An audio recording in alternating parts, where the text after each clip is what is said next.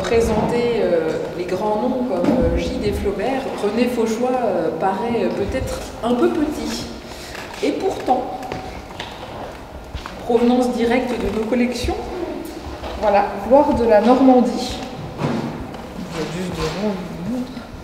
Il figure bien dans cette quinzaine littéraire de 1942 en tant que gloire normande, aux côtés d'autres oubliés dont nous conservons les œuvres dans nos collections. J'espère que la conférence de ce soir vous permettra de découvrir à quel point René Fauchois est un écrivain très intéressant. Cette conférence vous est présentée par un spécialiste de la musique et un spécialiste de nos collections musicales. C'est presque un bibliothécaire, je dirais. Johan Hélard travaille sur nos collections depuis fort longtemps.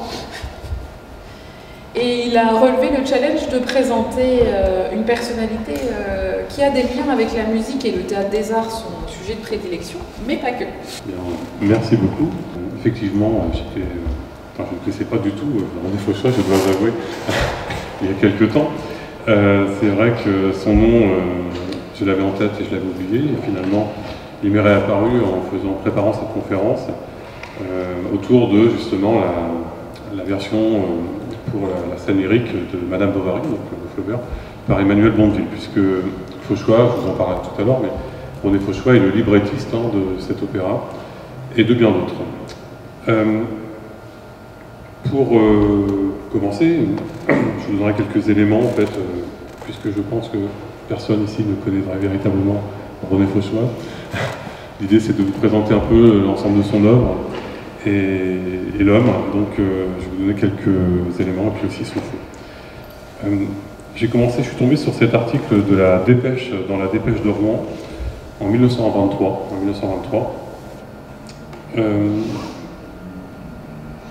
Et je lis ceci, que lors de la reprise à l'Opéra Comique à Paris de Pénélope, un opéra de Gabriel Fauré, dont vous avez pu entendre quelques extraits précédemment, je cite, « Les Rouennais qui ne sont pas toujours tendres pour leur gloire locale se souviendront peut-être que le magnifique poème lyrique sur lequel le grand musicien broda sa partition est signé d'un nom rouennais, d'un nom que l'on retrouve accolé à ceux des illustres musiciens Beethoven, Rossini, Mozart, dont René Fauchois s'est fait l'historiographe et qu'il a magistralement fait revivre sur la scène. » Fin de citation. J'ajouterai au nom déjà cité par la Dépêche de Rouen ceux de Jean Renoir qui l'a adapté au cinéma, de Reynaldo Hahn, compositeur aussi très célèbre, celui de l'opérette qui s'appelle Ciboulette, très connu par les mélomanes, et aussi donc, je voulais signaler, Emmanuel Bondeville, donc l'auteur de Madame Bovary. Deux compositeurs qui, comme Gabriel Fauré, ont fait appel à lui pour le choix des paroles de quelques-unes de leur production musicale, mais également, en fait, pour vous donner quelques repères de personnalités illustres, eh bien, quelques illustres tragédiens de la comédie française ont croisé le parcours de la carrière de Fauchois. Mounet Sully, par exemple, plus connu encore, Sarah Bernard, je pense que c'est un nom que tout le monde connaît, deux tragédiennes qui ont été ses partenaires de scène. Sans oublier de mentionner quelques autres des artistes qui ont croisé son chemin. Le peintre et poète Max Jacob, dont la correspondance est conservée dans la partie du fond, j'en parle à la fin, à la Bibliothèque nationale de France. Le poète André Suarez, et encore, le dramaturge et réalisateur Sacha Guitry. René Fauchois a même entretenu une petite correspondance, figurez-vous, avec Guillaume Apollinaire, dans les années 1910, l'invitant, voici par exemple, l'invitant à dîner en terminant sa lettre par cette phrase « On fera des crêpes, vous devez les aimer ». Ce qui donne une idée un peu de la proximité entre les deux personnes. Ou encore en lui adressant tous les souhaits de victoire et de bonheur possibles dans cette lettre ici. Guillaume Apollinaire ayant en fait envoyé quelques félicitations pour une pièce qu'il venait de créer à Paris.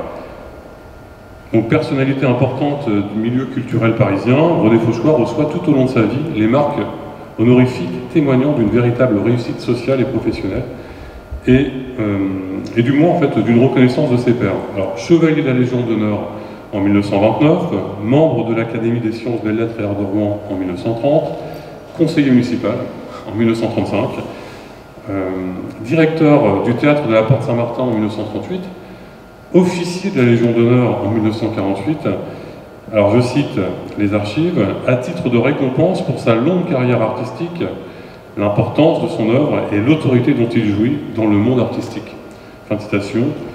Il est cofondateur également avec Georges de Vissant du syndicat des auteurs dramatiques, dont il fut le secrétaire, et il a également présidé, figurez-vous, la SACD, donc la Société des auteurs-compositeurs dramatiques, entre 1955 et 1956. Donc c'est sa marque honorifique dans son parcours, mais il y en a bien d'autres. Quelques mots suffisent donc à resituer l'importance de René Fauchois et de son œuvre dans le contexte culturel de son temps. Alors, je rappellerai dans un premier temps le parcours de René Fauchois en tant qu'acteur, mais également en tant qu'auteur dramatique. Je m'attarderai ensuite sur deux aspects particuliers de son parcours, justement. D'un côté, son rapport au cinéma, et de l'autre, son intérêt pour la musique. Enfin, j'essaierai de mettre en perspective la carrière de René Fauchois, enfin, c'est peut-être un peu ambitieux, dans les récentes acquisitions de la bibliothèque municipale de Rouen. J'espère ainsi apporter quelques éclairages et faire revivre, le temps de cette conférence, la mémoire de cet enfant de Rouen, puisqu'on le désigne ainsi dans la presse rouennaise. Donc René Fauchois et son œuvre, alors quelques photographies tirées, alors elles ne sont pas très claires parce que c'est des photographies qui sont extraites de la presse, donc évidemment c'est pas très clair. Très difficile de trouver des photos de René Fauchois en fait, peut-être aux archives à la Bibliothèque nationale de France. Alors pour le critique dramatique Paul Léotot, René Fauchois avait, je cite, un air romantique avec ses longs cheveux blancs, presque blancs pardon, son visage d'acteur, tout en rappelant dans son journal en 1940, donc on est vers 1940, qu'il joue et a joué souvent ses propres pièces, décrivant une nature chaude, ardente, généreuse. Fin de citation. Sa réputation et sa renommée dans la société de son temps n'est plus alors à faire. On est à l'aube de la Seconde Guerre mondiale. René Fauchois est déjà âgé de 58 ans. L'essentiel de sa carrière et de son œuvre est certes derrière lui, mais il lui reste encore de nombreuses années à vivre et quelques nouvelles productions à imaginer. C'est en 1882 que René Fauchois naît à Rouen, dans une famille modeste, où le père, Louis Fauchois, est peintre-décorateur.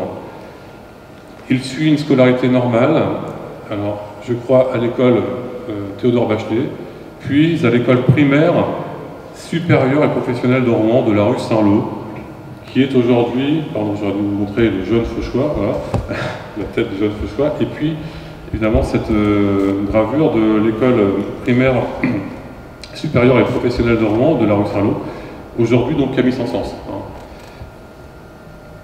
En somme, vous voyez des origines étonnamment ordinaires qui ne laissent pas présager que l'autodidacte deviendrait un homme de théâtre. Un acteur accompli, un auteur dramatique fécond, un conférencier très sollicité, et plus discrètement un poète et un écrivain oublié. Pourtant, le témoignage d'une vocation précoce paraît sous forme de souvenir dans la Dépêche de Rouen en 1923. Le voici. Je vous résume un peu cet article assez long. C'est dans une modeste salle enfumée d'un petit café de la place des Emmurés à Saint-Sever, je cite, qu'un grand jeune homme imberbe, 17 ans environ, au masque énergique, à la voix puissante, se fait remarquer tout d'abord. René Fauchois y déclame en 1899 des vers flamboyants, j'extrais des éléments de cet article, se fait remarquer tout d'abord, excusez-moi, des vers flamboyants, j'y arrive, au milieu de ses camarades, qu'il tire de sa première pièce, en fait qui est sa deuxième, Louis XVII, un drame en 5 actes, qui sera créé à Paris en 1902, au nouveau théâtre de la rue Blanche.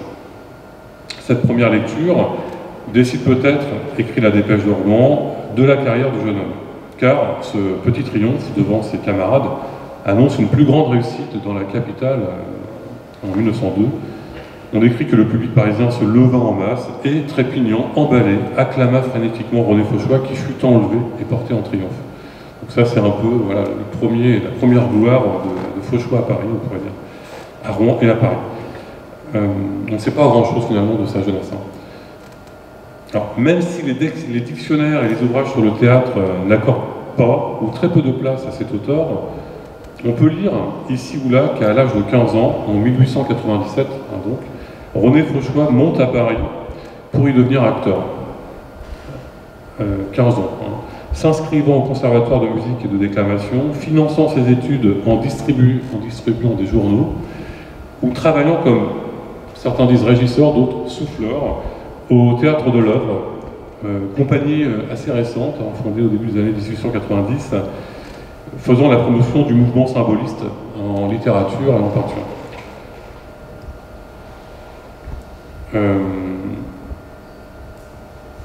Alors c'est précisément ici, au Théâtre de l'Œuvre, qu'il crée en 1899 sa première pièce de théâtre, un drame en 5 actes intitulé Le Roi des Juifs, à laquelle suivra donc Louis XVII en 1902.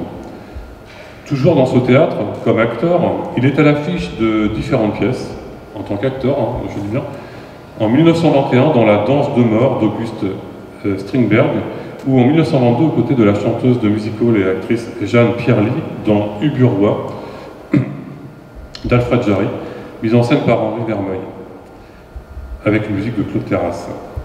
Autre rencontre décisive dans ses débuts, en fait, celle de Sarah Bernard, j'en parlais tout à l'heure, qu'il seconde dans son théâtre, le théâtre de Sarah Bernard, notamment dans L'Aiglon d'Edmond Rostand en 1900 ou dans Terwang de Méricourt de Paul Hervieux en 1902. Elle acceptera en 1920 de jouer la mère de Rossini dans la pièce que René Fauchois écrit en fait, et dans laquelle René Fauchois incarne lui-même le rôle du compositeur. Donc en fait, vous avez une photo ici où on voit René Fauchois à gauche, jouant Rossini, et à droite Sarah Bernard, la mère de Rossini. Donc elle accepte de créer cette œuvre-là. Alors, René Fauchois est à l'affiche de nombreuses pièces de son répertoire.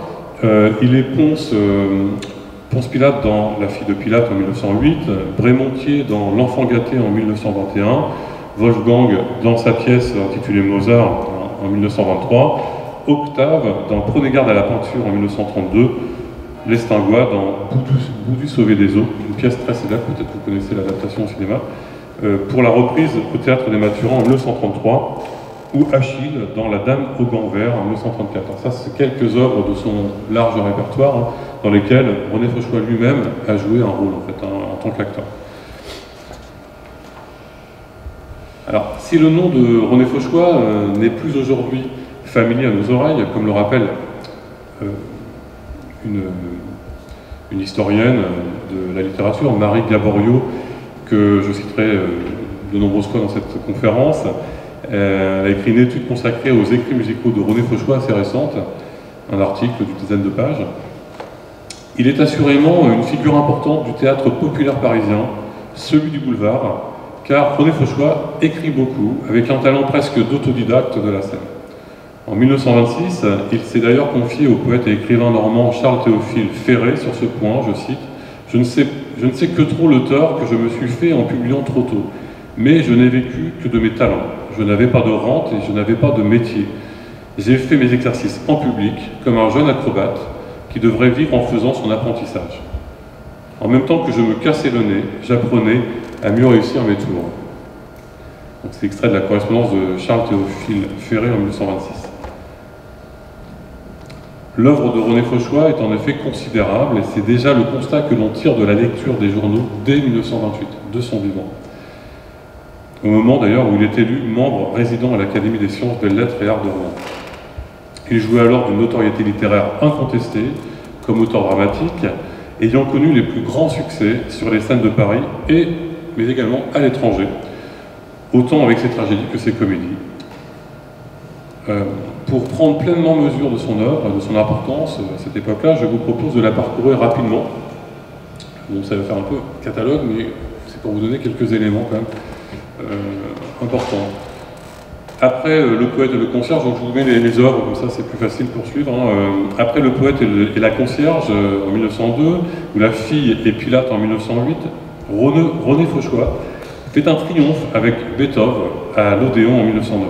C'est l'œuvre marquante de ses débuts. D'où l'intérêt aussi, vous voyez, cette personnalité qui est vraiment entre deux mondes, entre celui du théâtre et du monde de la musique. Ce drame en trois actes, qui dresse un portrait de la vie et de la personnalité du compositeur, est rapidement traduit en plusieurs langues et présenté un peu partout dans le monde. Suivent quatre nouvelles pièces. Rivoli en 1911, Pénélope en 1913. Alors, Pénélope, c'est le poème lyrique mis en musique, donc un opéra si vous voulez, en 3 actes, mis en musique par Gabriel Fauré. Nocturne en 1914 et Le Miracle en 1914 toujours. Donc toutes ces productions avant la Première Guerre mondiale. Et tout cela avant d'atteindre un nouveau sommet dans sa carrière, la Comédie Française. C'est effectivement la Comédie Française, après l'Odéon et avant l'Opéra Comique, qui consacre le talent de René Fauchois. Citation de Marie Gaboriau. Car c'est en effet au Temple de Corneille et de Molière que le jeune acteur et le jeune auteur s'illustrent pendant la Première Guerre mondiale, en inscrivant au répertoire 3 pièces, c'est vrai, aux couleurs patriotiques, en 1916-1915.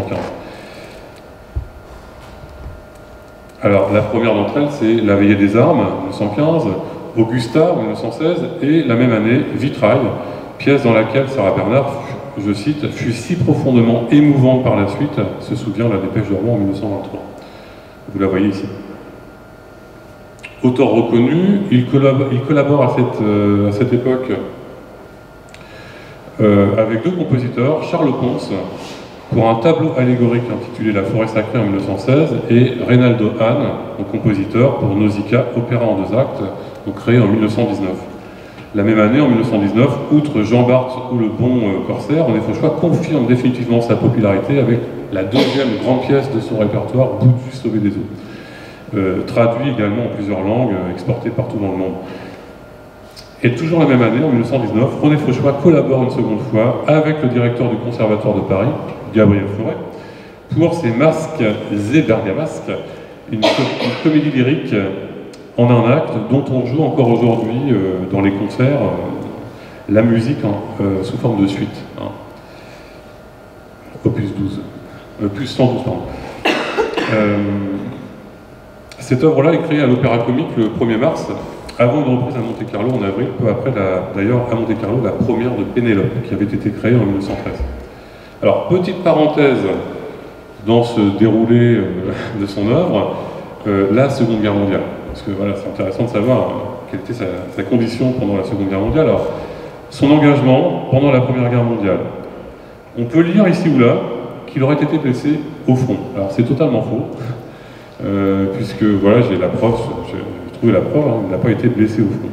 Dans une longue lettre de 5 pages conservée dans les pièces justificatives de son dossier de Légion d'honneur, qu'on peut consulter en ligne sur le site Léonore, René Fauchois reconstitue en janvier 1925 son parcours dans l'armée. Alors je résume bien sûr les 5 pages. Alors déjà, à l'âge de 21 ans, donc en 1903, 11 ans avant la Première Guerre mondiale, il est réformé temporairement. Vous voyez déjà, ça commence mal pour un engagement dans l'armée. Il est réformé temporairement du service militaire après avoir subi une attaque de diphtérie. Il avoue alors dans cette lettre qu'un de ses jeunes frères, moins heureux, en était mort. Voilà, on apprend aussi des choses sur sa vie, parce que ça c'est une information que j'avais vue nulle part.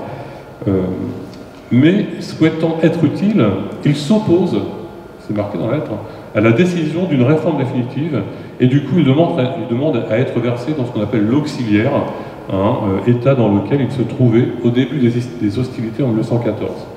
En attendant son incorporation, il s'inscrit à un cours pour infirmier bénévole sous les auspices de la Croix-Rouge pour y gagner un diplôme d'infirmier brancardier. Alors, il s'était par ailleurs, je cite René Fauchois, inscrit comme volontaire pour aller sur le champ de bataille, remplir son office de brancardier, quand un ordre vint de ne pas employer de civils dans la zone de guerre. Fin de citation. Alors en fait, il justifie un peu dire je ne suis pas allé au front, mais je mérite quand même la Légion, enfin, ouais, d'être officier.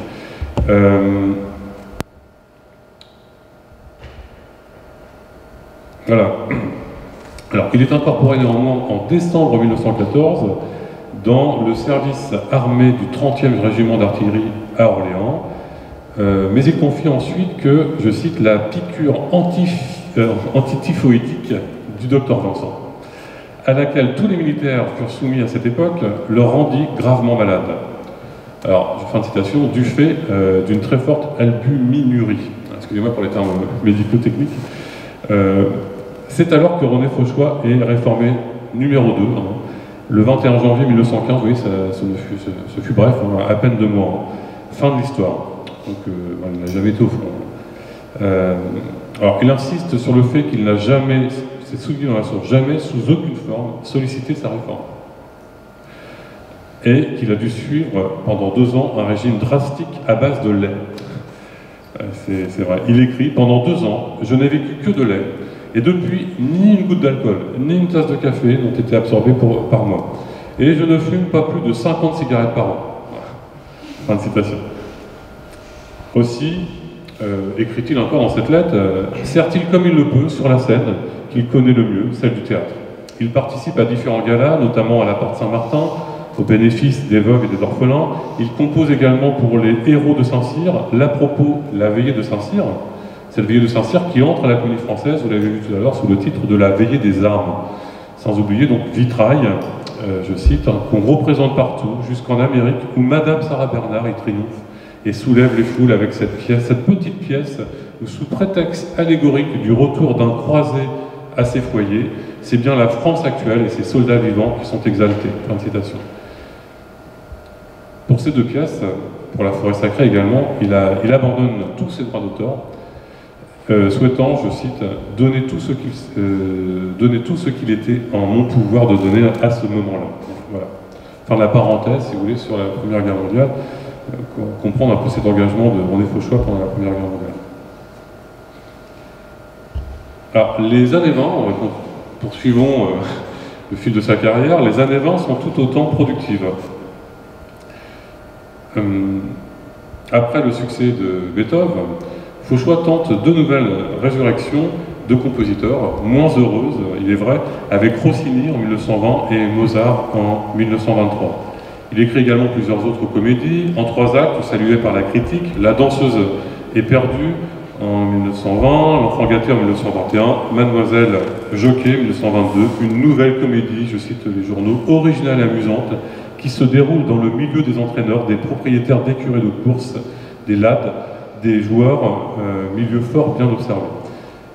Fin de citation. Cette pièce remporte un franc succès en France et à l'étranger, au même titre que La danseuse est perdue et Le singe qui parle, nouvelle production de 1924 qui consacre encore un peu plus le nom de René Fauchois dans la société de son temps.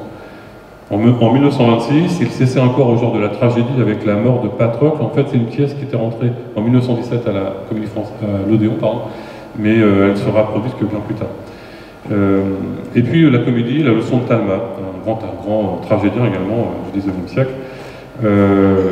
Entre 1926 et 1928 paraissent ses premiers romans, La paix des familles en 1926 et donc La vie d'amour de Beethoven en 1928. J'en parlerai.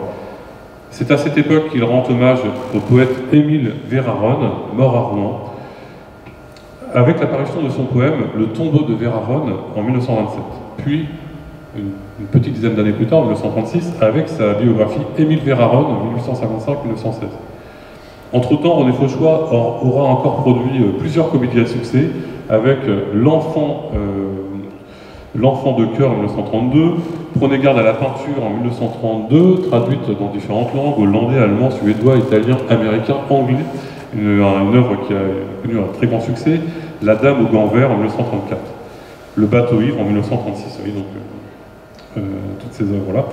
Avant la guerre, avant la Seconde Guerre mondiale, il publie également 2 recueils de poèmes, Délices des mourants en 1936, publié à compte d'auteur, et La part de l'homme, publié chez Fayard en 1938.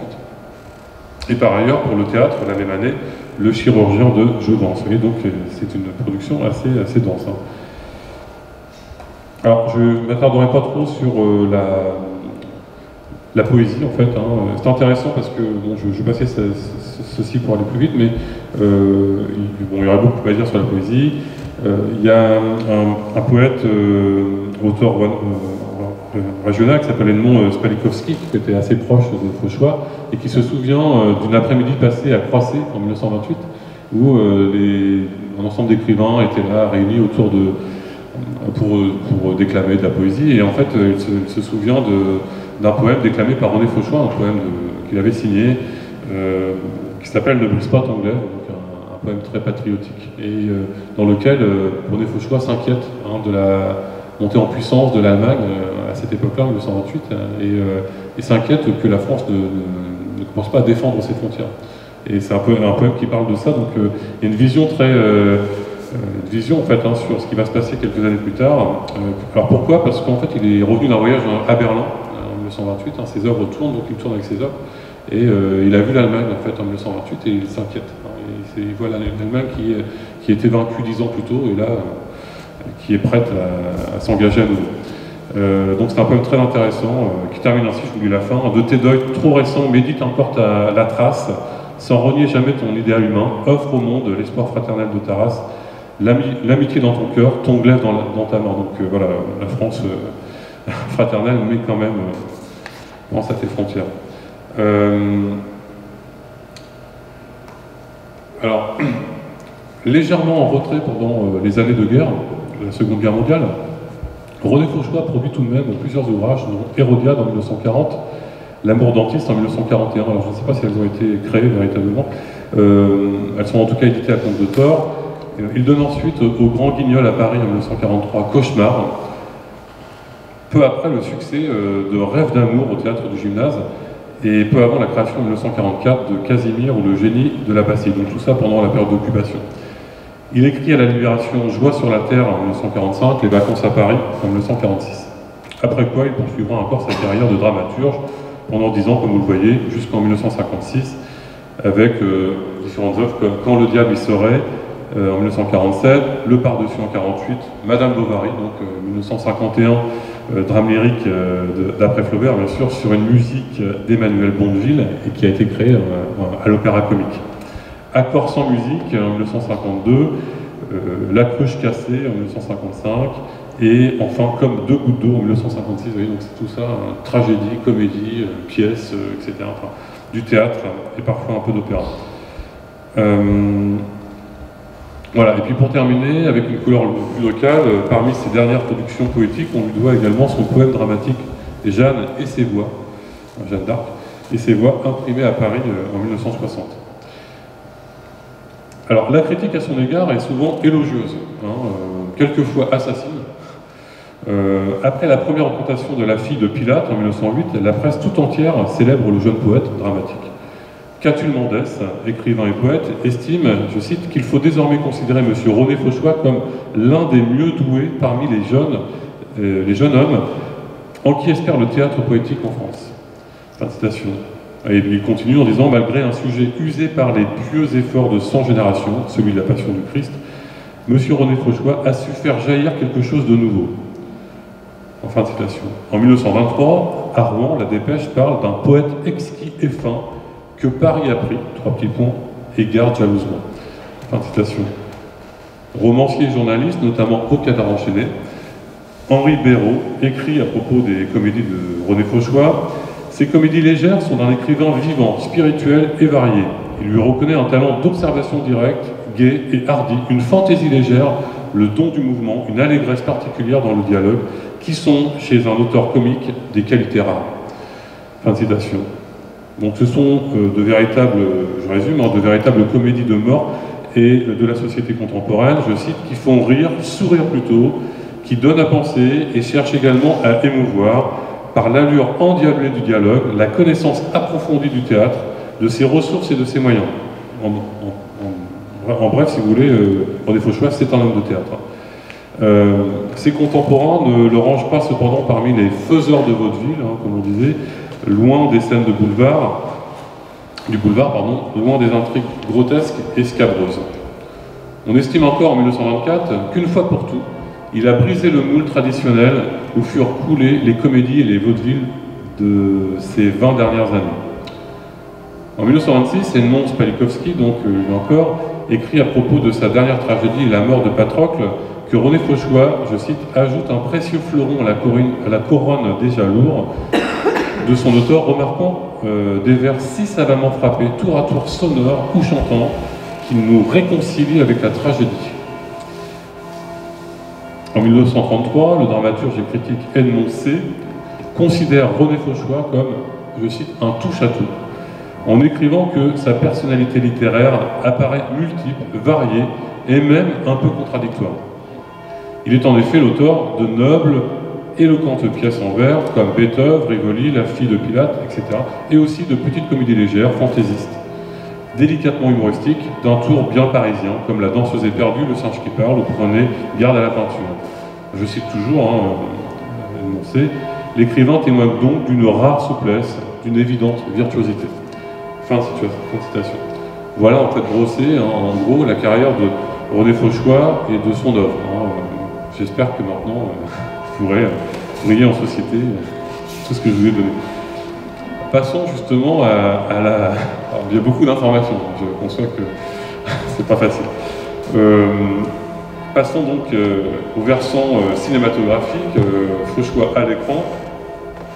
Quelques mots sur la carrière de René Fauchois au cinéma. Alors, en tant qu'acteur, il apparaît dans des rôles secondaires dans 3 longs métrages de Sacha Guitry. Alors vous remarquerez, alors je ne sais pas si c'est visible, mais en tout cas je peux vous le dire, vous remarquerez en effet qu'il n'est pas crédité à l'affiche de ces 3 films. Donc on est bien dans des rôles secondaires. Il est Marat dans Remontons les Champs-Élysées en 1938, année pendant laquelle il est également aux côtés de Sacha Guitry au théâtre, dans une reprise d'une œuvre de Sacha Guitry qui s'appelle Le Comédien. Et également, sous l'occupation au cinéma, il incarne en 1942 Chateaubriand dans Le destin fabuleux de Désiré Clary. Et en 1943, il est l'ami de François, le sculpteur, dans Donne-moi tes yeux. Inculpé après la guerre pour intelligence avec l'ennemi, Sacha Guitry, je ne vais pas dire René Fauchois, Sacha Guitry, bien que bénéficiant du soutien des autorités, cherchait à glorifier la France et les grands acteurs de son histoire. C'est ainsi que le destin de la célèbre fiancée de Napoléon, Désiré Clary, s'invite à l'affiche des cinémas sous l'occupation, opposant la figure de l'empereur à l'impérialisme allemand. C'est ainsi également que la cécité du sculpteur François, dans Donne-moi tes yeux, est une métaphore facile, je cite un historien, de l'aveuglement de Sacha Guitry sur la politique de Pétain, pour lequel il estime alors s'être trompé. Toujours est-il que l'intervention de René Fauchois n'est ici pas tout à fait secondaire et d'ordre professionnel, puisqu'en fait, une solide amitié unit les deux hommes depuis fort longtemps. C'est ce que confirme cette caricature de René Fauchois, croquée par Sacha Guitry, comportant la dédicace suivante, donc au milieu, là vous voyez, c'est inouï ce qu'un dessin peut changer en 38 ans. On vieillit, mais c'est rigolo. Publié dans Le Petit Parisien le 6 février 1943, au moment de la répétition générale de Rêve d'amour, dont il sera question ensuite, le dessin est accompagné de cette légende. 38 ans d'amitié sont attestés par cette caricature de René Fauchois par Sacha Guitry, par Monsieur Sacha Guitry, à l'époque où tous deux, riches de leurs 20 ans, partaient à la conquête de Paris, donc c'est-à-dire vers 1915. Alors, cette amitié explique encore l'intervention de René Fauchois dans l'album sonore de Jeanne d'Arc à Philippe Pétain. Alors oui, c'est assez daté comme offre. De Jeanne d'Arc à Philippe Pétain, catalogue des gloires françaises, historiques et artistiques que Sacha Guitry conçoit en 1942, mais qu'il publie en 1944, je cite, un véritable monument, je cite Sacha Guitry, un véritable monument à la gloire de la France, écrit-il. Alors, cet album sonore est présenté lors d'un gala à l'Opéra de Paris le 23 juin 1944, après le débarquement, mais bien sûr 2 mois avant la libération. On est encore sous la France, dans la France de Vichy. On y entend aux côtés de Jean Cocteau et d'autres acteurs la voix de René Fauchois, posée sur une musique dirigée par Henri Casaccio. La présence de René Fauchois au cinéma, c'est avant tout l'adaptation de quelques-unes de ses pièces à succès, notamment The Monkey Talks, adaptation américaine par Raoul Walsh en 1927 du Singe qui parle. C'est la comédie de 1924. Donc 3 ans plus tard, il est adapté aux États-Unis. Bien entendu, l'incontournable Boudu sauvé des eaux de Jean Renoir en 1932 et l'adaptation de sa comédie créée en 1919. Michel Simon, qui avait repris le rôle du clochard au Théâtre des Mathurins à Paris en 1925, incarne à nouveau le clochard dans la version de Jean Renoir. On le reconnaît un peu sur l'affiche en rouge à gauche. La pièce de René Fauchois sera ensuite adaptée plusieurs fois, en 1978 pour la télévision française dans l'émission Au Théâtre ce soir, mais surtout en 1986 dans une version hollywoodienne sous le titre du Clochard de Beverly Hills de Paul Mazursky avec Nick Nolte dans le rôle du clochard, aux côtés de Richard Dreyfuss et de Bette Midler. Et la pièce sera également portée à l'écran en 2005 par Gérard Jugnot dans son Boudu, incarné par Gérard Depardieu. Voilà donc toute une généalogie, une tradition de films autour de cette comédie. Enfin donc au cinéma, on a aussi Prenez garde à la peinture, cette œuvre qui a connu un grand succès en 1932, qui est adaptée par Henri Chaumette au cinéma en 1933, un an plus tard, et qui est également traduit en anglais. Il connaît un grand succès en Angleterre la même année, en 1933, sous le titre de Christopher Bean, réalisé par Sam Wood.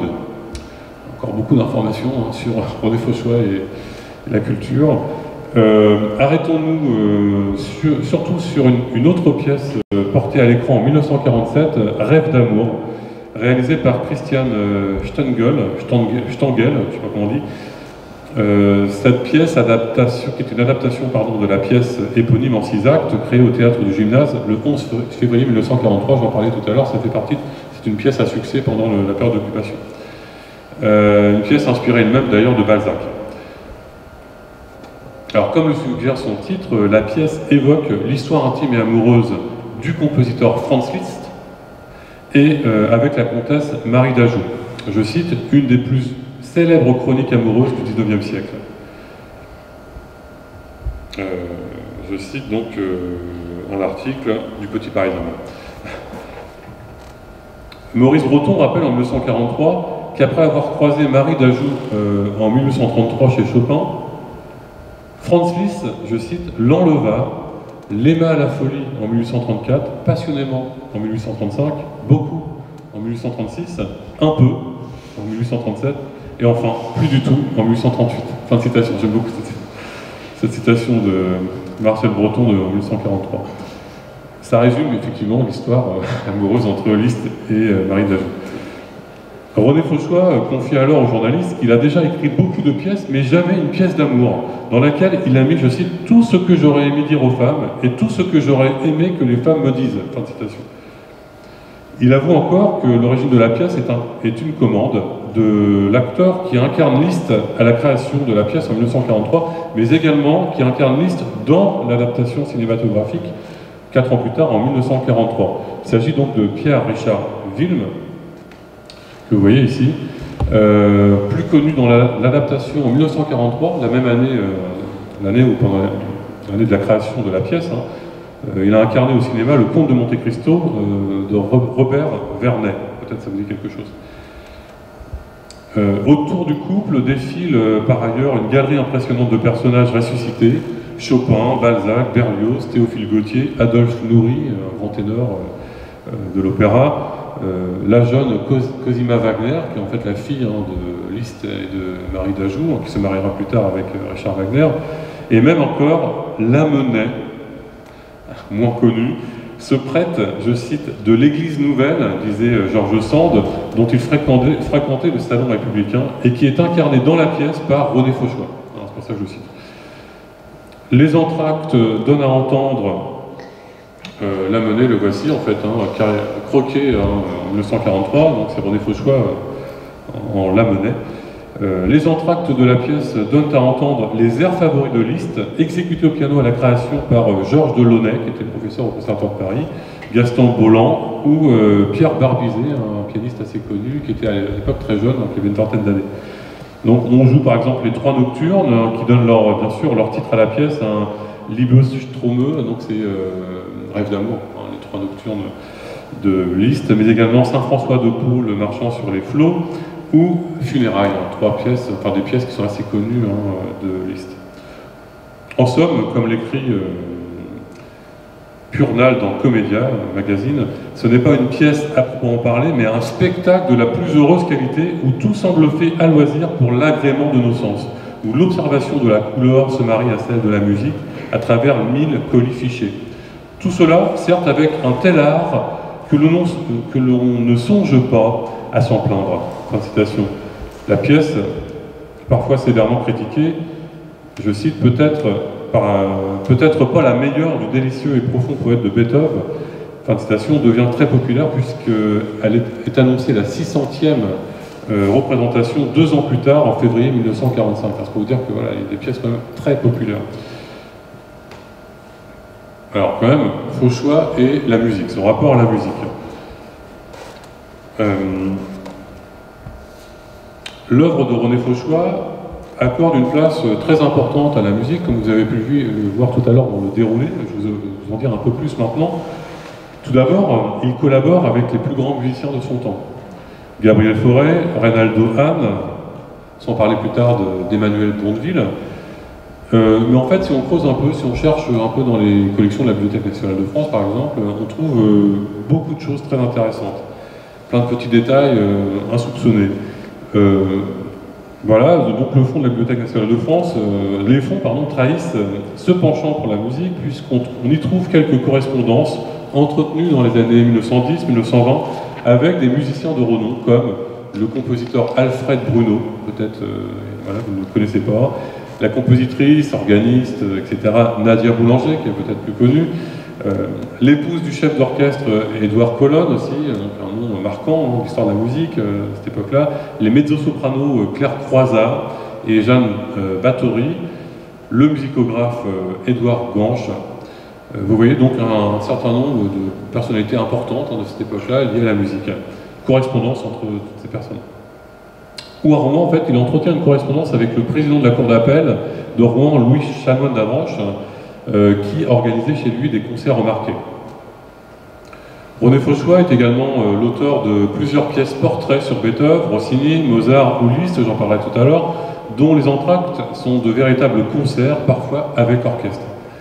Il organise d'ailleurs de véritables concerts, au moins 2, je n'aurai pas le temps d'en parler aujourd'hui, en invitant les plus grands interprètes de son temps.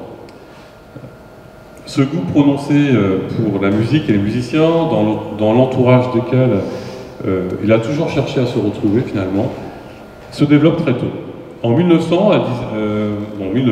à 18 ans, à l'âge de 18 ans, le jeune Fauchois, fraîchement débarqué de sa province natale, a pu fréquenter des lieux de divertissement nombreux à Paris. Il se souvient en effet qu'à cette époque, je cite, il y avait des foules de jeunes gens, qui acclamaient Colonne dirigeant romantiquement les symphonies de Beethoven et la Damnation de Faust. Donc probablement lui-même allait acclamer Colonne, diriger Beethoven et les symphonies de Beethoven et la Damnation de Faust de Berlioz.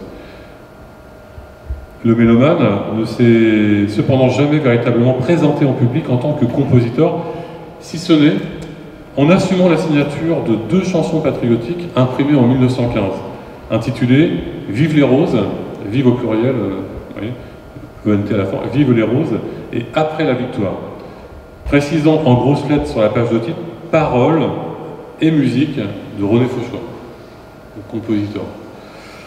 Malheureusement, je n'ai pas pu voir les documents, ils sont conservés à la Bibliothèque nationale de France. Ces 2 petites pièces du compositeur René Fauchois sont bien maigres, évidemment, en comparaison à toutes ses productions théâtrales. Alors, est-ce qu'on peut parler d'un compositeur? Je ne suis pas très sûr, mais dans son étude, Marie Gaboriau rapporte qu'il possédait un piano chez lui, mais qu'il n'était pas assez habile pianiste pour jouer ses morceaux favoris, et qu'il demandait pour cela l'aide de ses amis musiciens, comme Max Jacob ou le pasticheur Beethoven. Alors, Beethoven écrit à la française B-E, accent T-O-V-E. Voilà, enfin un pseudonyme. Elle rapporte également, Marie Gaborio, également que René Fauchois a signé plusieurs articles musicaux dans les journaux qui sont plus des hommages à des musiciens de sa connaissance que d'une véritable, si vous voulez, critique musicale. Elle reconnaît cependant une approche critique plus esthétique dans l'article qu'il consacre à Péléas et Mélisande de Debussy en 1919. Certes, un article très ésotérique, très littéraire, mais proposant quand même un discours sur l'œuvre de Claude Debussy.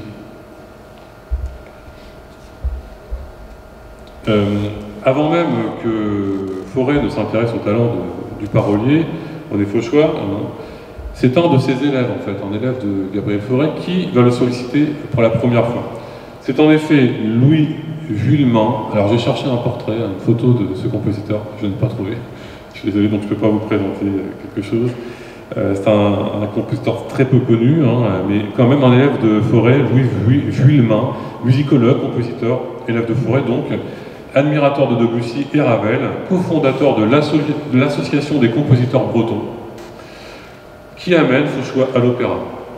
Ils signent tous deux une œuvre qui s'intitule donc La double voile, un drame lyrique en un acte et 2 tableaux, représentés pour la première fois à l'Opéra de Nice le 15 mars 1909. Vous voyez, c'est une œuvre assez jeune, et imprimée la même année à Paris chez Choudance quand même, ça montre que c'est une œuvre importante. Les deux artistes, donc Vuillemin et Fauchois, unissent encore leur talent pour publier un recueil de 2 mélodies, alors c'est pas grand chose, mais 2 mélodies, chez Enoch, à Paris en 1910, sous les titres Les Rêves, dans lequel Vuillemin met en musique 2 poésies de Fauchois, Le cœur est petit et Les jeunes filles rêvent. Voilà. Pendant la guerre, Fauchois livrera encore de nouveaux poèmes pour des mélodies. Alors d'une part, à un autre compositeur inconnu qui s'appelle Henri Février,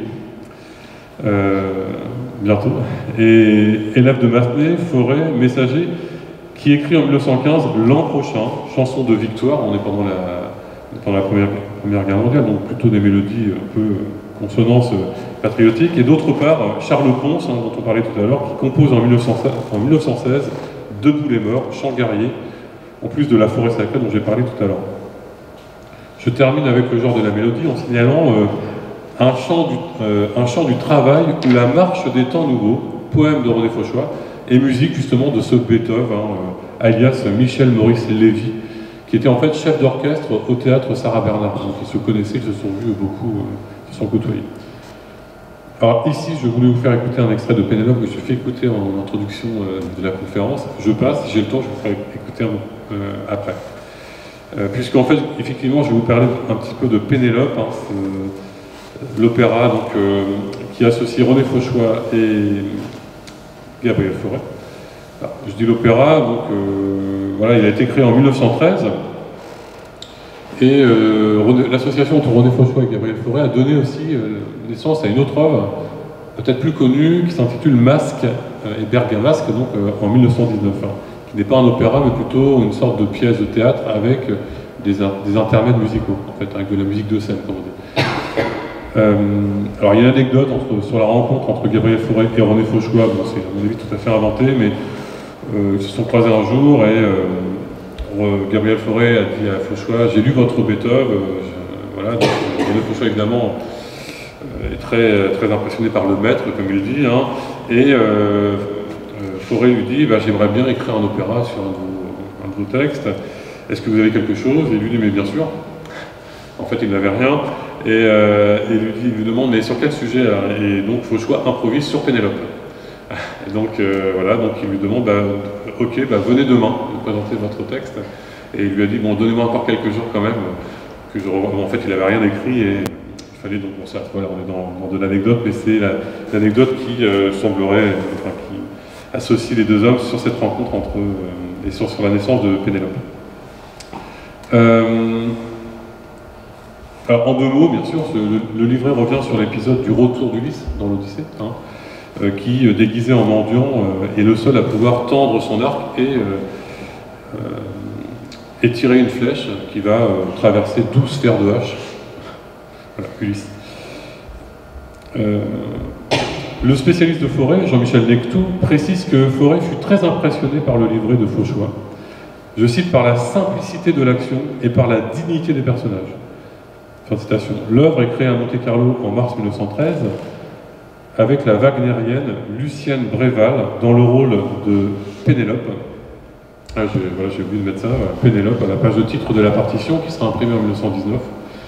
Vous voyez, on associe évidemment les noms de Gabriel Fauré et René Fauchois, poème lyrique en 3 actes, etc. Et puis donc, vous voyez donc, je dis la wagnérienne parce qu'elle a chanté beaucoup Wagner, Lucienne Bréval dans le rôle de Pénélope. Elle sera également présente dans la distribution de la création parisienne au Théâtre des Champs-Élysées. Alors, les Champs-Élysées, le 10 mai, je vous donne la date précise, le 10 mai 1913, 19 jours avant la création dans ce théâtre de l'œuvre qui restera le plus retentissant scandale de l'histoire de la musique au XXe siècle, le Sacre du Printemps de Stravinsky. Évidemment, la renommée du coup de Pénélope est du coup un peu écourtée à l'Opéra de Paris, puisque elle a été créée juste avant le scandale de Sacre du Printemps et on a complètement oublié Pénélope. Mais elle rejoindra bientôt le répertoire de la Monnaie à Bruxelles en décembre 1913, où Pénélope reçoit un accueil triomphal. L'ouvrage intègre ensuite le répertoire de l'opéra comique dans un contexte plus apaisé en janvier 1919 avec Germaine Lubin dans le rôle principal. Le succès... je cite, pardon. Le succès qu'elle remporta a classé, c'est-à-dire Pénélope, a classé définitivement cette œuvre purement française au premier rang des chefs-d'œuvre de notre race et de notre temps. Fin de citation, c'est ce qu'on peut lire dans le programme du 11 décembre 1924 à l'Opéra Comique, voilà, qui est cité dans ce programme en fait, voilà. Ce soir-là, donc, en 1924, c'est Claire Croizat, je l'ai cité tout à l'heure, qui a entretenu une correspondance avec René Fauchois, et c'est elle qui reprend le rôle de Pénélope dans une soirée consacrée à Gabriel Fauré, puisque vous le voyez sur l'affiche, on donne en première partie, en plat de résistance, on va dire, on donne Pénélope, et puis en fait on donne également Masque et Bergamasque, donc les deux œuvres, c'est une soirée spéciale Fauré et Fauchois à l'Opéra Comique.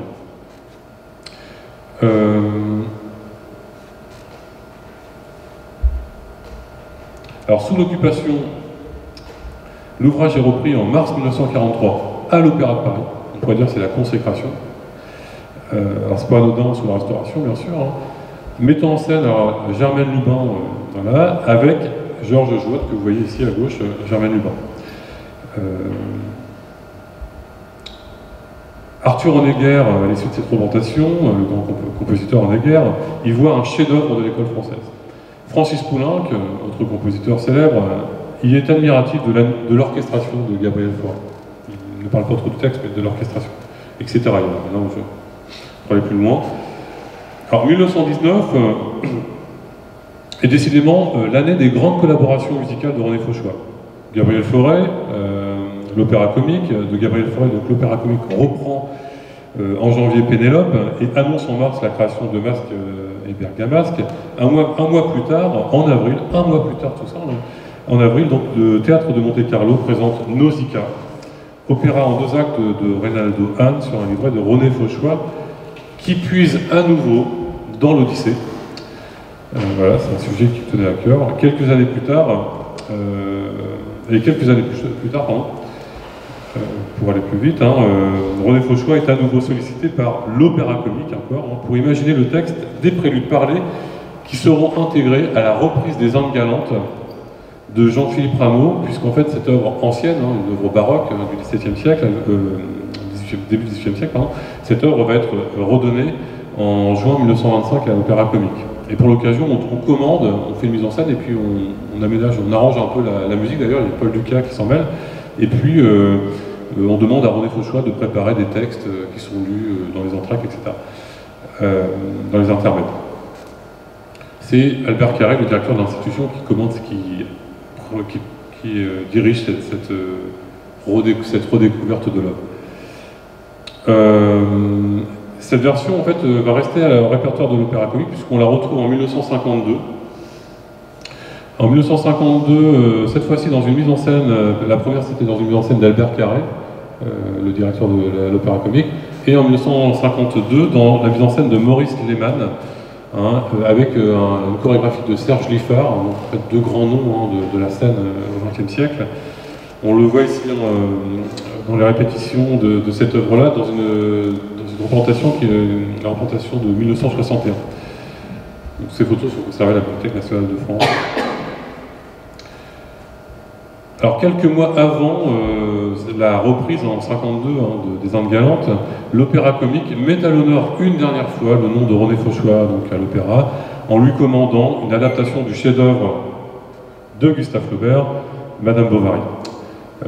L'auteur de la musique est le nouveau directeur de l'Opéra de Paris, ex-directeur de l'Opéra comique, quand même, voilà, Emmanuel Bondeville. Donc un sujet rouennais, Madame Bovary, adapté d'un romancier, d'un auteur rouennais, Flaubert, par un dramaturge rouennais, René Fauchois, et mise en musique par un compositeur rouennais, Emmanuel Bondeville, puisqu'il est né à Rouen. Voilà. Donc vous avez entendu tout à l'heure un extrait de La mort d'Emma. Vous pouvez écouter ça sur YouTube en fait. Il y a plein d'extraits. Alors c'est une musique un peu datée, un peu dans la lignée, on pourrait dire, de Pélas et Mélisande, mais très après-guerre en fait, musique française d'après-guerre. Qui a été donnée au théâtre de Rouen. Enfin, voilà.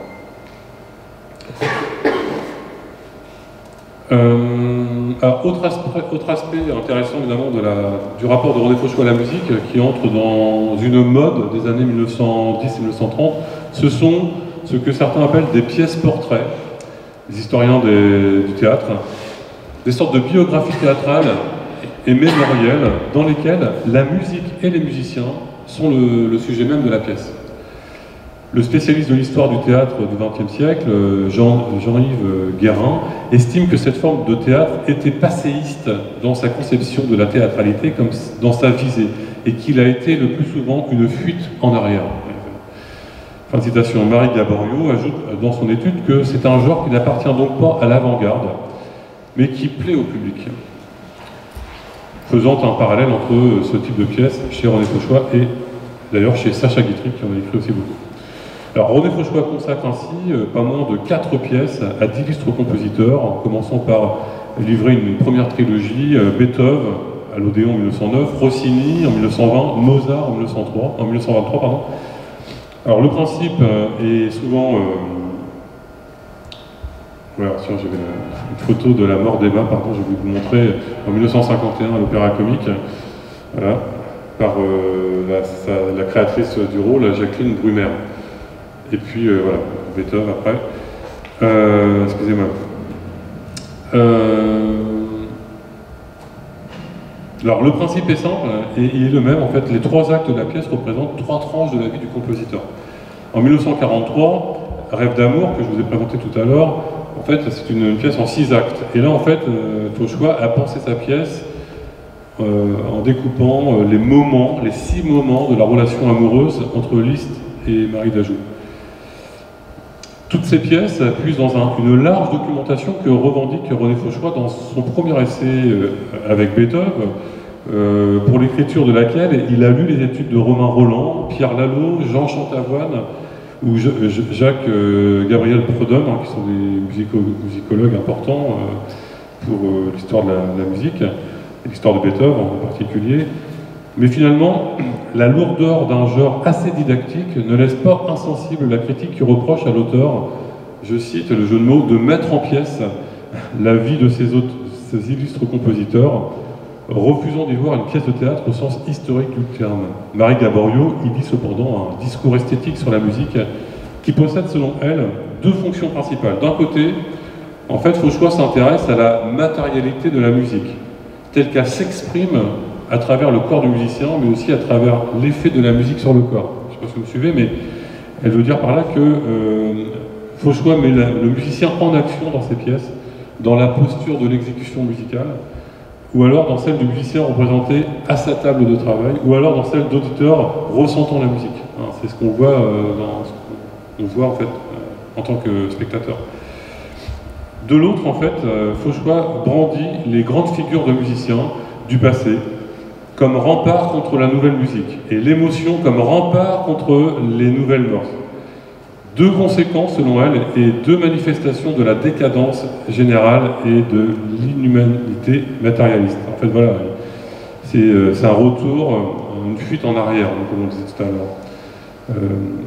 Autrement dit, conclut Marie Gaboriau, parler de musique pour Fauchois, c'est militer pour le maintien d'une plus grande humanité dans les relations sociales, car la musique est pour lui une valeur en voie d'extinction, qu'il s'agit de sauver du déluge. Et aussi la représentation sur scène de la musique en train de se faire, en train de s'écouter, en train de se voir, en dit beaucoup sur la représentation de la musique au début du XXe siècle, ainsi que sur les valeurs qu'elle est susceptible de porter. Je ne sais pas si je peux prendre encore 5 minutes, mais pour finir.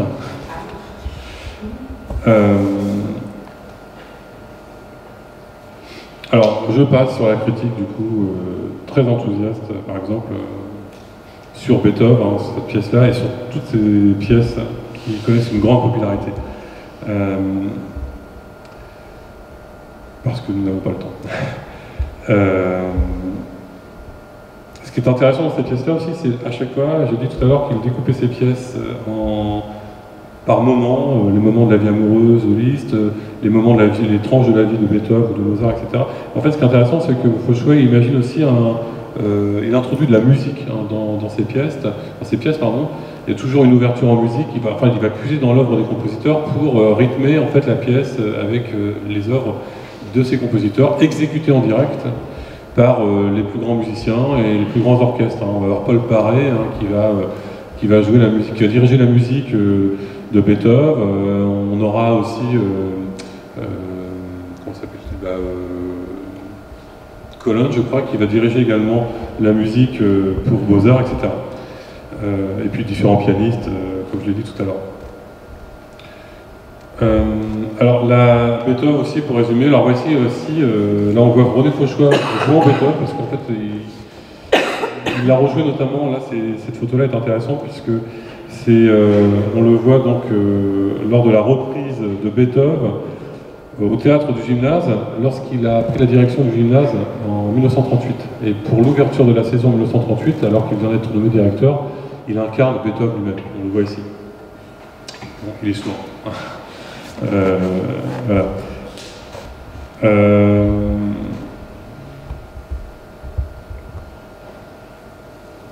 Alors j'avais, évidemment, il aurait été intéressant, oui, parce que c'est ça que si je suis... Oui, alors voilà, ça c'est une archive qui est conservée dans le 92e ici. C'est une lettre de l'adjoint au maire à l'ancien directeur de la bibliothèque, Henri Labrosse. Ici, en fait, on voit donc le courrier que je mets en petit, mais surtout le programme. Et vous voyez, en fait, pour Beethoven, alors c'est une représentation qui a lieu en 1937, dans un contexte particulier. Et on voit, en fait, ici, on voit le découpage musical, hein, qui est toujours le même, en fait. Hein, l'ouverture de Coriolan pour le début de la pièce. Après, on a des extraits de la deuxième symphonie au premier acte, l'ouverture de Léonore pendant l'entracte, et la 9e symphonie, un fragment de la 9e pendant l'acte 2. L'ouverture d'Egmont pendant l'entracte, et puis ensuite un fragment du quatuor, du 10e quatuor, et enfin pour terminer, donc en finale, on a un fragment de la 5e de Beethoven. Donc c'est pour vous montrer ça. Et l'amour de Fauchois pour Beethoven, c'est aussi un roman, hein, La vie d'amour de Beethoven, dont j'aurais aimé vous lire un extrait, mais je passe, vous pourrez le lire sur Internet. C'est très intéressant de lire Fauchois et la documentation. C'est très romancé, mais en même temps, c'est très documenté.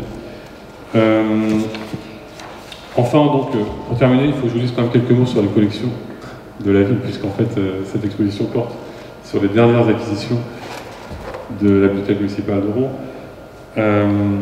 Alors, premièrement, il faut savoir qu'il y a 3 grandes catégories d'œuvres de référence, si vous voulez, ici. La première, c'est les éditions de ces œuvres, des documents qui ont été achetés, des acquisitions au fil de l'eau, j'ai envie de dire, au fil du temps, hein, des choses qui sont arrivées comme ça. La dernière d'entre elles, d'ailleurs, c'est probablement la version dédicacée qui est à l'exposition, avec le portrait vous ne voyez pas.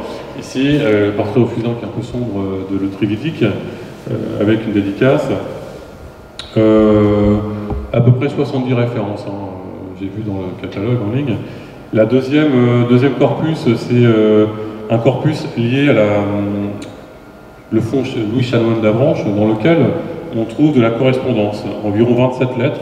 Alors c'est pas beaucoup, mais c'est un rapport entre... on trouve du Fauchois ici, et d'ailleurs qui a été mise à l'honneur lors de l'exposition Musique et Théâtre à la Belle Époque, qui a été organisée ici même en décembre 1978. Et troisième corpus, évidemment, c'est l'acquisition récente qui a motivé la programmation de cette conférence, n'est-ce pas Virginie? Et l'acquisition, donc, il y a à peine 4 ans, d'une partie du don des héritiers de René Fauchois, fait à la Bibliothèque nationale de France. Attention, je ne me trompe pas, j'ai bien parlé de la Bibliothèque nationale de France. Alors, ce fonds est en effet donné en 2012 au département des arts du spectacle de la Bibliothèque nationale de France par sa fille et son petit-fils Yann Fauchois. J'ai lu ça dans la fiche en ligne sur la BNF. C'est un fonds, alors je cite, c'est un fonds d'archives qui contient des papiers personnels, les manuscrits de ses œuvres, de la correspondance, des articles de presse le concernant, des dessins, des partitions, des ouvrages, des brochures ayant constitué sa bibliothèque de travail, et également des papiers, des lettres, et notamment les lettres de son ami Max Jacob. Cette description donne une idée globale de son contenu qui n'est malheureusement pas encore catalogué très précisément, même si un inventaire sommaire est disponible déjà dans la salle de lecture du département des arts du spectacle, mais il faut y aller. Du point de vue de la description matérielle, le fonds, la BNF, se déploie sur 6 mètres linéaires, ce qui est quand même un petit fonds, pourrait-on dire, mais c'est quand même important. Au niveau du traitement, ça peut occuper quelqu'un pendant plusieurs années. Sachant que c'est beaucoup de petites choses, ce ne sont pas des gros éléments. Errant dans tout cela, eh bien, selon les vœux du donateur, Philippe Fauchois, qui est le fils aîné de René Fauchois, il a été demandé à la Bibliothèque nationale de France de verser dans les collections rouennaises les archives concernant la ville de Rouen et les artistes rouennais. Voilà. Cette partie a été remise à la Bibliothèque de Rouen en décembre 2016. Alors, je vous donne quelques éléments, mais c'est intéressant de savoir que voilà, ici on travaille tout le temps, il y a des choses qui arrivent, il y a un traitement qui se fait tout le temps, donc évidemment c'est un fonds qui n'est pas encore très disponible, mais j'ai eu d'ailleurs la chance d'y avoir accès. Ça ne représente pas grand chose, c'est un demi-mètre linéaire ici. Ce que a donné la Bibliothèque nationale, ça tient voilà, comme ça, c'est à peu près, c'est ça, sur un chemin.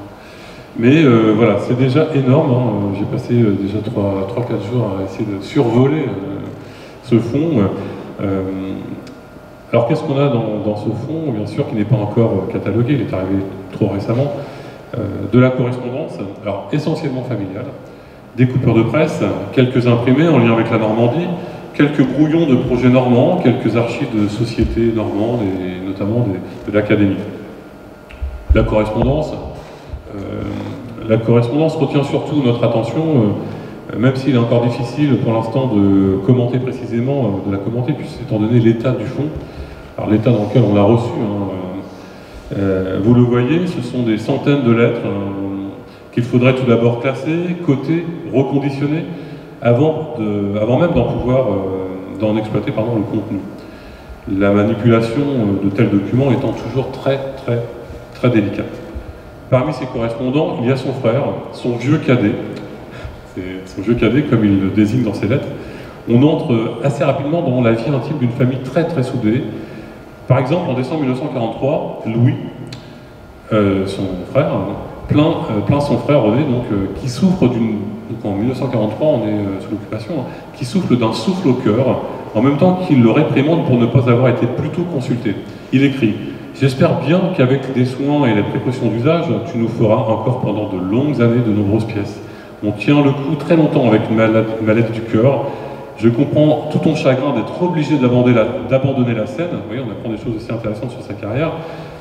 Mais il faut te faire une raison et te soigner d'abord. Vous voyez, son petit frère lui dit, fin de citation. On apprend à travers ces échanges entre frères que les enfants de René Fauchois, Philippe et Eric, je cite, progressent dans l'étude de leur musique. Vous voyez, donc des enfants qui étudient la musique. La pratique de la musique encore, il en est question dans la correspondance avec Maurice Louvrier, peintre normand, ami de la famille, qui écrit à Éric le 7 mai 1943, toujours pendant son occupation. Tu as repris certainement tes travaux, alors il était peut-être parrain d'Éric, j'en sais rien. Tu as repris certainement tes travaux d'études sur ton violoncelle. Aussi, quand j'irai à Paris, je m'offrirai un cachet de violoncelle. Il me faudra aussi écouter Philippe, son frère aîné, au piano, car je suis convaincu que ce doit être bien. Et je m'offrirai encore là un cachet. J'espère que maman Camille va bien, ainsi que papa René. La correspondance est également riche en échanges avec le père et la mère de René Fauchois, avec son épouse Camille, avec ses cousins, ses cousines, avec aussi celui qui se fait passer pour son grand frère, Jean. Alors j'ai mis du temps à savoir qui était Jean. J'ai cru qu'il avait un autre frère, mais non en fait. Alors on comprend au fil des lettres qu'il s'agit en fait de Jean de la Varande, un écrivain normand. Ce dernier lui écrit par exemple le 27 août 1940, alors il y a beaucoup de lettres de Jean de la Varande dans le fond. Il lui écrit le 27 août 1940 en post-scriptum, vous voyez là, à gauche qui est à gauche là dans la marge. Je suis en procès avec Grasset. De la Fontaine me doit 400 000 francs, un autre 200 000 francs, un autre 195 000 francs. Ça va, décidément, ça va vers le pain sec, écrit-il. Mais il termine en disant on s'en fout. Voilà, c'est Jean de la Varande.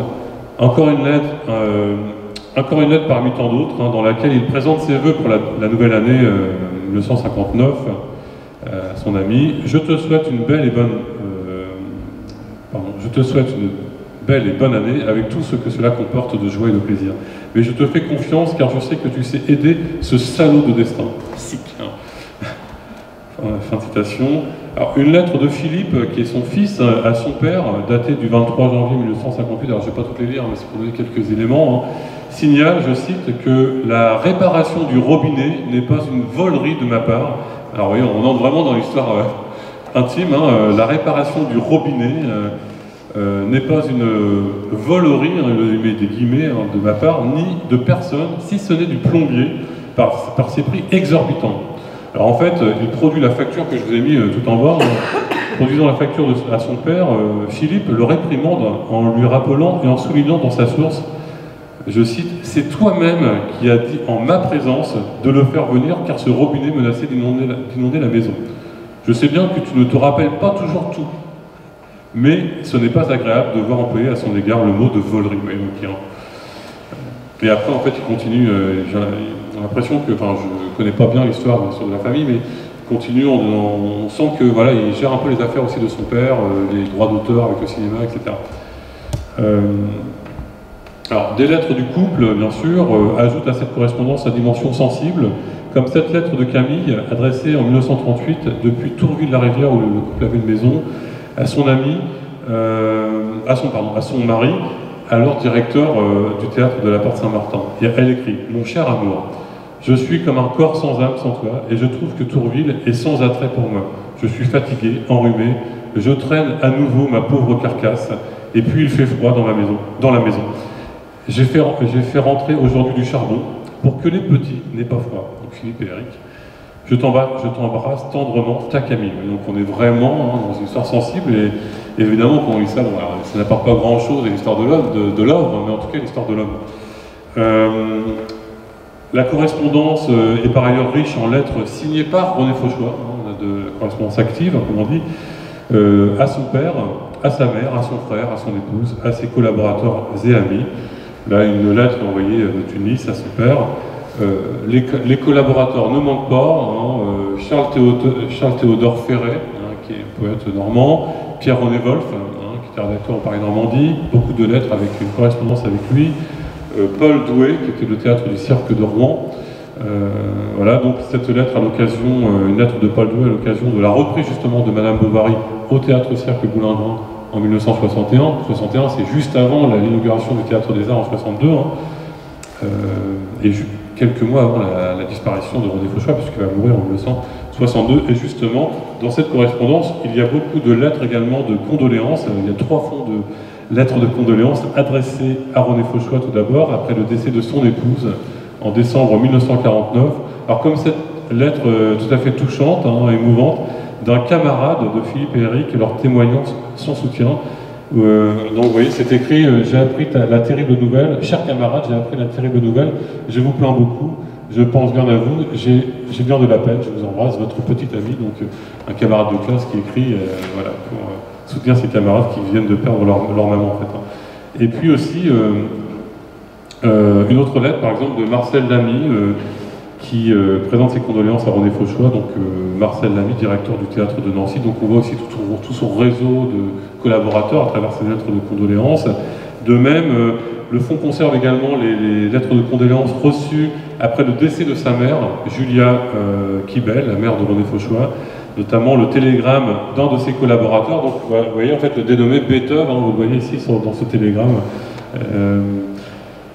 Et puis quelques autres lettres de condoléances concernent René Fauchois lui-même, après son décès, qui sont adressées à une personne que je n'ai pas identifiée, une femme, donc peut-être sa nouvelle épouse que je n'ai pas identifiée, donc je ne pourrais pas dire de bêtises, donc je ne donne pas son nom, en 1962.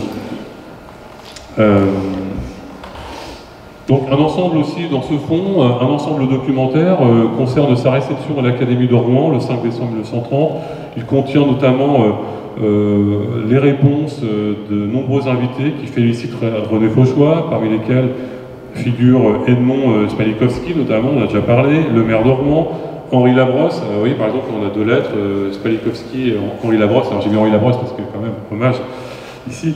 On y trouve également quelques archives de la Société des écrivains normands, fondée en 1923 par Charles Théodore Ferré, que je l'ai cité, et dans laquelle René Fauchois, voici, René Fauchois, donc ça sont des archives qui proviennent du fond, était mainteneur dans le comité d'action. C'est pas rien, hein, dans cette Société des écrivains normands. Le fonds conserve également quelques archives d'une Société normande des Amis de la musique, Société normande des Amis de la musique que René Fauchois a fondée. Hein. Alors, je vous donne la date précise, le 27 décembre 1933, mais qu'il a dû dissoudre le 21 avril 1934. Donc ça a duré quelques mois, et pendant ce laps de temps, il a organisé 2 concerts au Théâtre des Arts, qui sont des concerts importants que je vous citais tout à l'heure. Alors dans le fond, on a de nombreuses coupures de presse, bien sûr, des éphémères, qui apportent une dimension documentaire sur la carrière de René Fauchois et sur quelques-unes de ses conférences, notamment au 13e congrès des écrivains de France en 1937, au Salon littéraire du printemps en 1955 à Paris, au 5e centenaire de la réhabilitation de Jeanne d'Arc en 1956. Tous ces documents renseignent en fait sur un grand nombre d'activités secondaires de René Fauchois, hein, des petits détails, mais voilà, qui permettent de reconstituer très précisément sa carrière, mais également sur des événements normands qui marquent son existence, comme l'annonce du décès de Spalikowski, un article sur Charles Théodore Ferré, la pose de la première pierre d'un des piliers du chœur de Saint-Maclou, un article sur le quartier Beauvoisine qui n'a guère changé depuis 50 ans, et puis sur la rue Martinville, qui est la seule voie conduisant de Rouen à Paris, la remise de la Légion d'honneur à Streleski, qui est un acteur connu, les origines du cercle de Rouen, enfin bref, un certain nombre d'articles qu'il collectait parce que ça présentait un intérêt, des souvenirs pour lui. Alors, il contient enfin des souvenirs, des brouillons, quelques brouillons pour des préfaces ou des poèmes destinés à apparaître dans des ouvrages. Alors, il y en a beaucoup, j'ai pris celui-ci parce qu'il est intéressant. En fait, ça, c'est 3 brouillons différents, 3 versions, en fait. Hein, ça va rappeler des souvenirs à notre ami Yvan Leclerc, hein, les brouillons de Madame Bovary. 3 versions différentes, on pourrait faire une édition génétique de cette préface. Donc c'est la préface de Rouen 1940 qui est présentée ici, hein, et qu'on lui a commandé pour un ouvrage qui commémore les premiers bombardements allemands en 1940, lorsque les Allemands sont arrivés à Rouen. Et donc Pierre-René Wolf va publier un recueil photographique. J'ai oublié le nom du photographe, c'est malin. Et donc voilà, si vous tournez les pages, vous verrez donc la version finale hein, de ce brouillon. Voilà.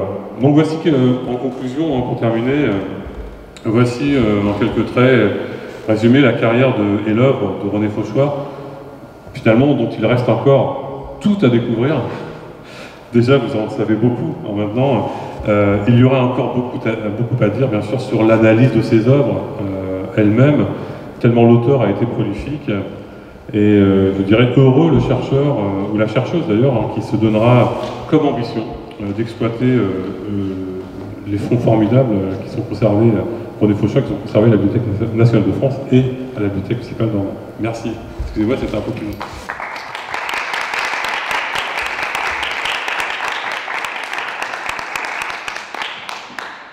Merci Johan pour cette présentation. Je m'étonne encore plus de l'anonymat dans lequel est tombé cet auteur, comme tant d'autres écrivains régionalistes qui sont heureusement conservés dans les bibliothèques patrimoniales comme celle de Rouen, et que nous mettons à l'honneur à travers diverses expositions. Il n'y a pas de rues qui sont... Il n'y a pas de rues armandes qui lui sont consacrées, une statue quelque part, ou un petit square qui lui serait... Une rue, il faudrait vérifier, je pense. Je ne crois pas. Je ne crois pas qu'il y ait une rue je crois que j'ai vérifié. Il n'y a pas de statue. Peut-être pour son 1882, donc 1922, il faudrait voir si on ne peut pas faire un hommage ou quelque chose. En tout cas, il pourrait y avoir déjà, évidemment, il y aurait une idée de faire un colloque transdisciplinaire sur René Fauchois, avec les historiens des lettres, les historiens de la musique et bien d'autres, les historiens régionalistes justement, pour voilà, au moins avoir un ouvrage qui puisse apporter quelques éléments plus importants sur l'homme et son œuvre. Mais je crois que rien ne célèbre son nom ici. Il ne reste pas grand-chose, c'est-à-dire, à part Boudu, qui est... Là, on a l'impression qu'il a réussi à trouver une situation un peu universelle avec Boudu. Enfin, mais pour le reste, c'est un homme très célèbre, comme tu dis, de son vivant. Peut-être qu'il était trop célèbre de son vivant, c'est-à-dire qu'il a répondu à un air du temps. Tu as parlé de patriotisme, de pétainisme, et on a l'impression qu'il suit quand même l'air du temps, et du coup, il est daté, puis il reste... Enfin, quand le temps passe, il ne reste pas grand-chose. Tu montres aussi qu'il est lié à des mouvements esthétiques importants de son temps. Tu as parlé de symbolisme, tu as parlé du Bureau, de Mac Jacob, quand même c'est pas rien, Apollinaire. Et lui, comment on le définirait par rapport à tous ces courants? Est-ce qu'il est à côté, il est trop classique? Comment est-ce qu'il se situe par rapport à ces mouvements-là qui sont restés, justement? Alors, je pense que Marie Gaboriau a raison de dire qu'il était à côté de l'avant-garde. Mais en même temps, c'est pas tout à fait juste parce qu'il entretient une correspondance avec l'avant-garde ou avec des mouvements d'avant-garde. Peut-être ce qui fait qu'on l'a oublié, c'est que ces pièces sont effectivement datées. C'est des pièces populaires pour le théâtre du boulevard, des pièces qui ont été très rentables.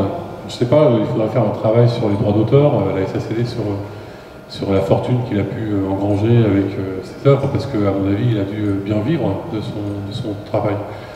Et donc pour moi, c'est une figure d'autodidacte qui a, comme un artisan, a produit et puis a vécu de ça, tout en étant proche du milieu de l'avant-garde sans être véritablement dedans. Effectivement, il y a des pièces, des comédies qui probablement sont devenues plus universelles, comme Boudu par exemple, quelque chose peut-être d'universel qui est passé, qui est sorti finalement de tout ce qui est enterré à un moment donné. Et puis, du côté, alors, qu'est-ce qui peut expliquer la disparition d'une œuvre d'un auteur? C'est compliqué pour y répondre. Je ne pense pas que ce soit des liens, des amitiés, des mauvaises amitiés ou des choses comme ça qu'il aurait pu avoir. Il y a aussi, en fait, dans le monde de la musique, Pénélope est restée une pièce au répertoire qui est donnée régulièrement, de temps en temps. C'est pas une pièce non plus facile. Si vous êtes amateur d'opéra, vous pouvez l'écouter, mais c'est pas une pièce facile d'accès. Voilà, et même Madame Bovary, pareillement, c'est pas une pièce très facile, dans laquelle on rentre pas très facilement. Donc voilà, donc peut-être un jour ces pièces seront redonnées à l'Opéra de Rouen ou dans d'autres théâtres, mais c'est des œuvres qui sont dans le répertoire, qui sont quand même connues des mélomanes. Et peut-être que c'est Boudu, Pénélope, Madame Bovary. Ces trois titres-là sont des Beethoven aussi, qui finalement resté un peu dans la mémoire. des écrivains, ces œuvres-là sont restées. Et en fait, c'est vrai que Marie Gaborio et d'autres historiens du théâtre le disent, hein, la plupart des dictionnaires, il n'y a pas de notice biographique dans les dictionnaires qui traitent des dramaturges du XXe siècle, à René Fauchois. Ça, c'est quelque chose, un oubli, mais voilà, bon, après, il faut travailler, il faut que les chercheurs s'emparent de ce sujet et produisent quelque chose. Alors après, on aura des études pour dire que c'est... Voilà, Marie Gaborio dit qu'esthétiquement, et effectivement, c'est pas du niveau de l'avant-garde, des auteurs, justement, Alfred Jarry, etc., mais qu'on est dans un théâtre qui a une virtuosité, une vraie virtuosité, une véritable intelligence de la scène, mais on n'est pas dans celui de l'avant-garde, véritablement. C'est compliqué de répondre à cette question. J'aimerais beaucoup lire L'amour dentiste. La pièce qui s'appelle L'amour dentiste, c'est quand même, ça doit être quelque chose. Ça. Oui, j'avoue ne pas avoir lu toutes les pièces de René Fauchois. J'ai lu des extraits, parce que évidemment c'est très abondant et je trouve que c'est assez bien écrit.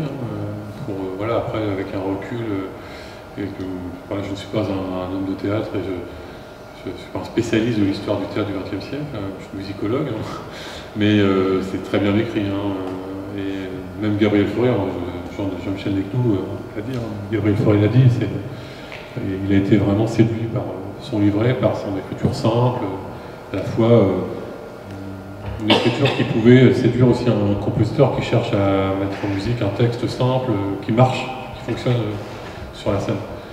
Voilà, donc il a encore une fois une véritable intelligence de la scène. Il sait comment les choses doivent se placer, doivent fonctionner. Mais oui, alors allez lire René Fauchois. Alors malheureusement, il n'est pas encore tout à fait libre de droit. Donc, par exemple, sur la BNF, sur Gallica, par exemple, vous allez trouver des Beethoven, la vie d'amour de Beethoven, là, vous allez trouver des extraits, des fragments. Plus sur peut-être Google Books, qui sont un peu des pirates. Non, mais en fait, on trouve des choses un peu comme ça, un peu sous le manteau sur Google Books, mais en fait, on ne trouve pas grand-chose pour l'instant dans les ressources en ligne. Donc il faut venir à la bibliothèque de Rouen, les consulter. Toutes les éditions originales sont ici, donc venez consulter. Donc effectivement, il y a plein de choses accordées, accords sans musique, c'est a priori une pièce de théâtre très intéressante sur le milieu mondain de l'après-guerre et sur un mariage entre une femme qui prend un peu avec des couleurs de féminisme en fait, hein, et en fait peut-être aussi avec, on lit ça dans l'article de Marie Gaborio, une peinture sociale un peu sur la vision de la femme chez Fauchois, qui est un peu évidemment un homme du 19e siècle et du début du 20e siècle, et qui n'est pas tout à fait d'accord avec cette femme qui s'émancipe. Donc on a aussi des lectures comme ça dans ses œuvres, et donc on reconnaît d'ailleurs cette vision dans les œuvres de Fauchois. C'est vraiment quelqu'un qui suit vraiment, qui critique à la fois, on le voit aussi dans Beethoven, Rossini, toutes ces œuvres-là. En fait, c'est pas vraiment un musicien, mais il apporte quand même, il critique en fait dans ces œuvres-là une certaine mondanité de la musique, que la musique n'est pas réservée à une élite en fait. Donc il a ce travail de passeur en fait, d'une culture savante, élitiste qui devient une culture populaire en fait. Donc ça, c'est aussi très intéressant chez Fauchois. Merci.